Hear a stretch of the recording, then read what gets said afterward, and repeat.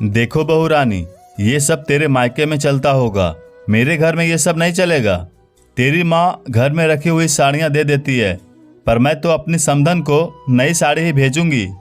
तू मुझे बस 5,000 रुपये दे दे। अनिल से मैंने बात कर ली है। देखना, सुंदर सी साड़ी लाकर मैं निधि की सास को खुश कर दूंगी।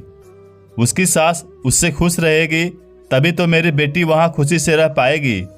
अब अपने मायके वालों की तरह कंजूसी मत कर। अपनी सास के मुंह से ऐसी बातें सुनकर काव्या का माथा फिर से ठनक गया। अब उसके पास अपनी सास को पैसे देने के अलावा और कोई रास्ता नजर नहीं आ रहा था। उसने अलमारी से पैसे निकाले और अपनी सास को दे दिए। बात सिर्फ इतनी सी थी। काव्या की ननद निधि का शादी के बाद पहला जन्मदिन था और सुनंदा जी निधि के लिए सोने की चैन भी बनवा ली थी और वो उसकी सास को भी महंगी साड़ी उपहार में देना चाहती थी। काव्या ने सास को समझाया कि ये तो दीदी का जन्मदिन है, तो उनकी सास को साड़ी देने की क्या ज़रूरत है। पर सुनंदा जी समझना ही नहीं चाहती थी। उन्हें तो अपनी समधन जी को किसी भी हाल में बस खुश रखना था।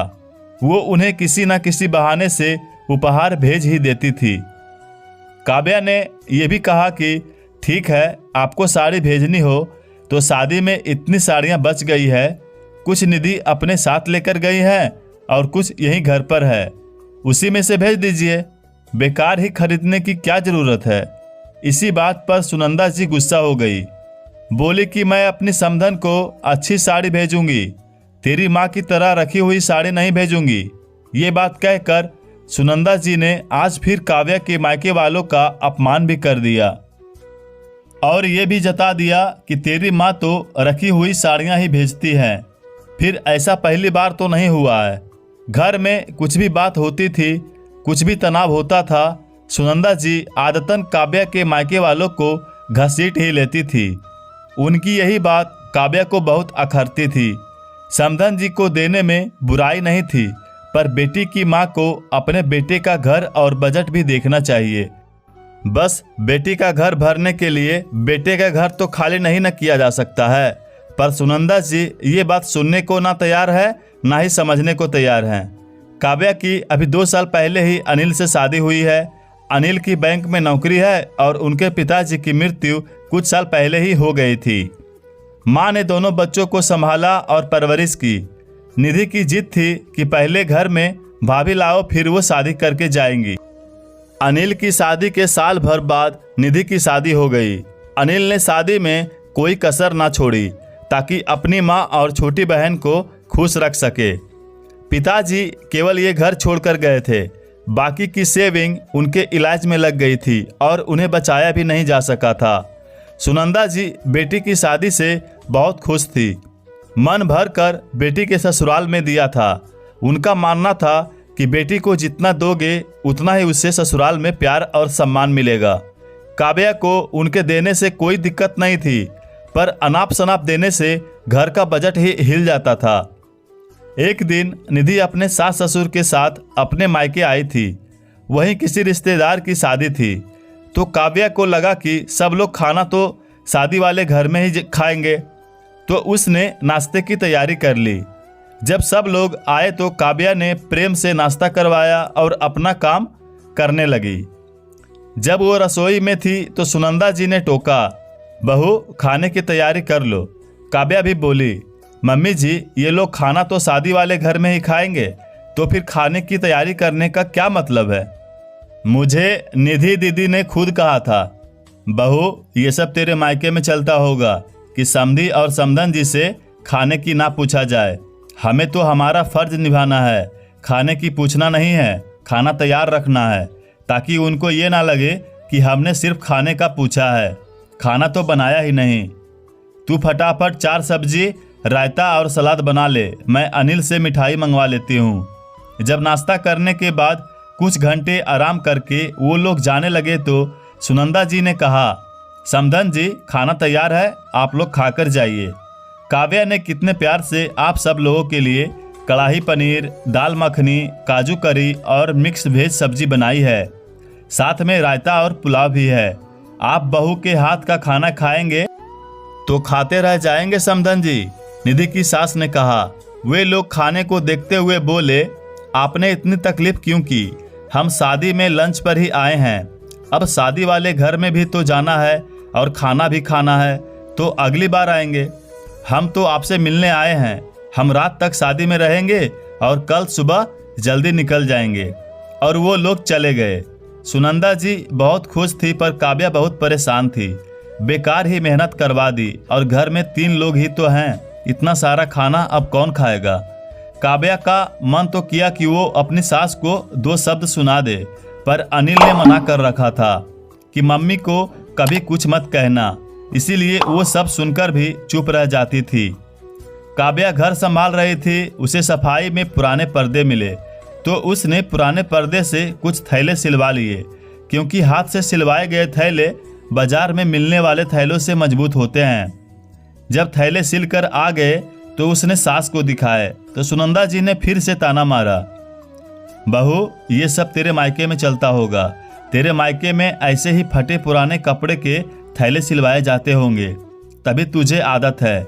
कंजूसी की हद हो गई। बाजार में इतने सुंदर थैले मिलते हैं, और अब तो अनिल भी कितना कमा रहा है। तुम फालतू की कंजूसी करती हो। नए और अच्छे थैले खरीद कर ले आती। सुनंदा जी ये कहकर कमरे में चली गई। आज तो काव्या की आंखें भर आई। अनिल वहीं सोफे पर बैठा था, तो उसे भी ये सुनकर अच्छा नहीं लगा। रात को काव्या चुप थी। अनिल उसकी पीड़ा को समझ रहा था। अनिल, हमारे घर का सिस्टम ही उल्टा है। मैं बहू होकर पैसा बचाने की कोशिश करती हूँ, और मम्मी जी पैसा फालतू खर्च करती हैं। मैंने मेरे मायके में हिसाब से चलना सीखा है। मुझे लगा पापा जी तो है नहीं, मम्मी जी ने आपको और दीदी को पाला है, तो उन्होंने घर देखकर चलाया होगा।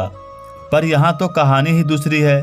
मैं जो करती हूँ उन्हें पसंद नहीं आता है, तो साफ कह दे, मुझे इतना बुरा नहीं लगेगा। पर हर बार मेरे मायके वालों को बीच में घसीटना और उन्हें ताना देना जरूरी है क्या? मुझसे ये सब सहन नहीं होता है। मुझे मम्मी जी को समझाना पड़ेगा। ठीक है, तुम अपने हिसाब से मम्मी से बात कर लो, पर उन्हें तकलीफ नहीं होनी चाहिए। पापा के बिना उन्होंने बहुत समझौते करके जीवन बिताया है, और अब मेरी नौकरी लगी है, तो वो अपने सभी अरमान पूरे करना चाहती हैं। अनिल ने उसे समझाया। कुछ दिनों बाद काव्या की ननद निधि रहने के लिए मायके आई, तो काव्या उनकी खातिरदारी में लग गई और ननद का मनपसंद खाना बनाकर खिलाती थी, और निधि का बहुत ध्यान भी रखती थी। एक सुबह उठकर काव्या रसोई के काम में लग गई।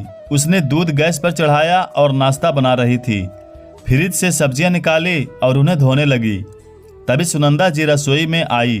अरे ये क्या, इन पुरानी सब्जियों से मेरी बेटी के लिए नाश्ता बनाओगी? ये सब तेरे मायके में चलता होगा।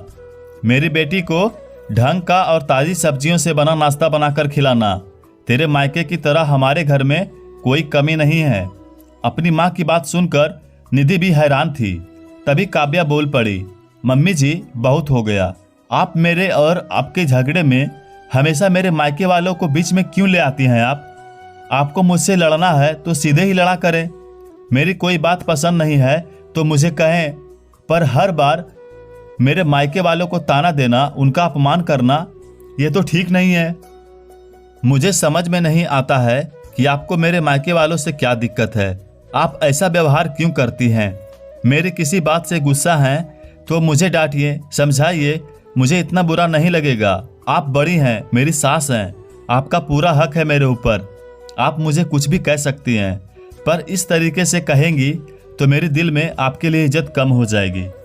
काव्या की बात सुनकर सुनंदा जी गुस्सा हो गई और अपनी बेटी निधि की ओर देखकर बोलती हैं, देख ले तेरी भाभी का व्यवहार, मेरे साथ कैसे जबान लड़ाती है। आजकल की लड़कियों को तो जरा भी तमीज ही नहीं है। मम्मी, भाभी गलत नहीं कह रही है। पहले आप उन्हें यह सब बोलती थी तो मुझे कोई फर्क नहीं पड़ता था, तब मेरी शादी नहीं हुई थी। पर अब मुझे भी फर्क पड़ता है। मैं भी ससुराल चली गई हूँ। मैं ससुराल वालों का पूरा सम्मान करती हूँ, दिल से उनकी सेवा करती हूँ। अपनी सास को माँ ही समझती हूँ। उनके अनुसार हर काम करती हूँ। वो लोग मुझसे खुश रहते हैं और मैं उनसे खुश रहती हूँ।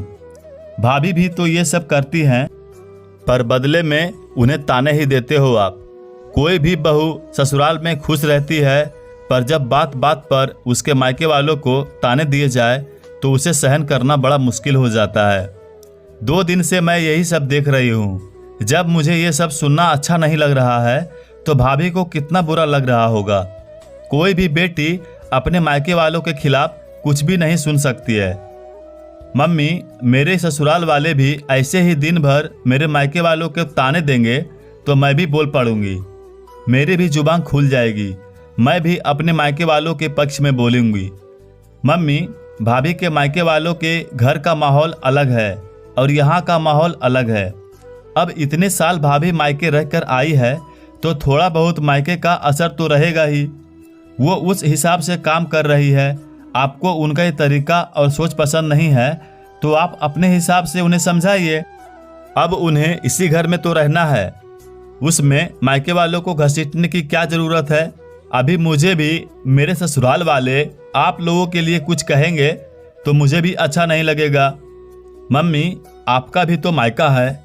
दादी ने कभी आपके मायके वालों के लिए कुछ नहीं कहा, कभी मेरे ससुराल वाले भी आपके लिए कुछ नहीं कहते, तो फिर आप रोज रोज भाभी का दिल क्यों दुखाती रहती हो। तभी अनिल भी बोलता है, मम्मी ज़्यादा कुछ बोलूँ तो मुझे माफ़ कर देना, मैं भी कई दिनों से ये सब देख रहा हूँ। काव्या मेरी सैलरी और बजट देखकर कुशलता से घर चला रही है, जबकि उसके मायके में पैसों की कोई कमी नहीं है। चाहती तो वो भी पैसे उड़ा सकती थी, पर उसे मेरी और इस घर की फिक्र है। सभी रिश्ते भी निभाकर चल रही है।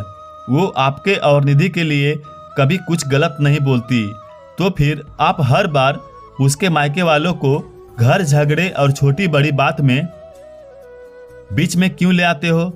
इतने दिनों ये चुप रही, पर अब इसके सब्र का बांध टूट गया है। मैंने ही इसे इतने दिन तक समझा कर रखा था तो वो चुप रही थी। अपनी बहू और अपने बच्चों अनिल और निधि की बात सुनकर सुनंदा जी चुप हो गई। उन्हें महसूस हुआ कि वो अपनी बहू के साथ कितना गलत कर रही थी। उनके अपने बच्चों ने उन्हें आज आईना दिखा दिया। उन्होंने काव्या की ओर देखा तो उन्हें आत्मग्लानि महसूस हुई। बहू, मुझे ऐसा नहीं करना चाहिए था, ना ही ऐसा बोलना चाहिए था।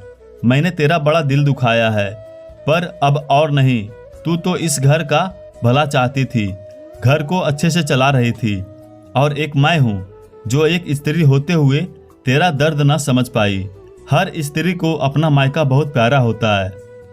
मुझे भी है, आगे से ऐसा नहीं होगा।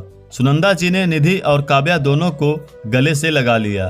पाठकों, सास बहू के झगड़े तो हर घर में होना आम बात है, पर ये झगड़े घर में ही रहे तो अच्छा है। इन झगड़ों का घर से बाहर जाना भी ठीक नहीं है, और बात बात में बहू के मायके वालों को घसीटना भी ठीक नहीं है। आपको ये कहानी कैसी लगी, हमें अपनी राय कमेंट के माध्यम से बता सकते हैं। और चैनल पर पहली बार विजिट किए हैं तो हमारे चैनल को सब्सक्राइब जरूर करें। धन्यवाद।